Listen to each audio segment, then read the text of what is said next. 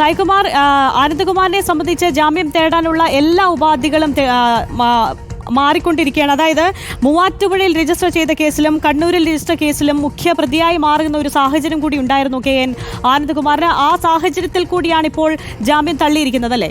അതെ, തീർച്ചയായും.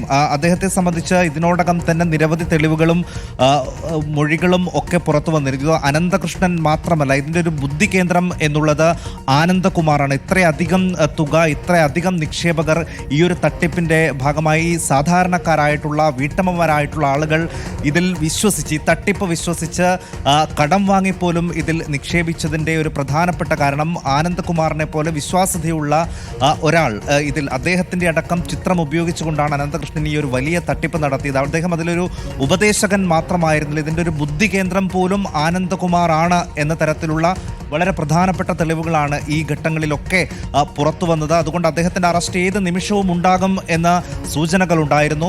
അതിലേക്ക് തന്നെയാണ് അന്വേഷണ സംഘം പോവുകയും ചെയ്തത്. അതിനനുസരിച്ചുള്ള തെളിവുകൾ അവർക്ക് കിട്ടുകയും ചെയ്തിരുന്നു. ഈ അറസ്റ്റ് ഒഴിവാക്കാനുള്ള ഒരു നീക്കമാണ് അനന്തകുമാർ നടത്തിയിരുന്നത്. അദ്ദേഹം മുൻകൂർ ജാമ്യാപേക്ഷയുമായി കോടതിയെ സമീപിച്ചു. കോടതിയിൽ വിശദമായ വാദപ്രതിവാദങ്ങൾ ഇതിൽ നടന്നു. അന്വേഷണ സംഘം ഇതുവരെ ലഭിച്ചിട്ടുള്ള കൃത്യമായ തെളിവുകൾ കോടതിയെ ബോധ്യപ്പെടുത്തി. അതിനുശേഷമാണ് അദ്ദേഹത്തിന് മുൻകൂർ ജാമ്യം നൽകേണ്ടതില്ല എന്ന് ഇന്ന് കോടതി തീരുമാനിക്കുകയും അത് തള്ളുകയും ചെയ്തത്.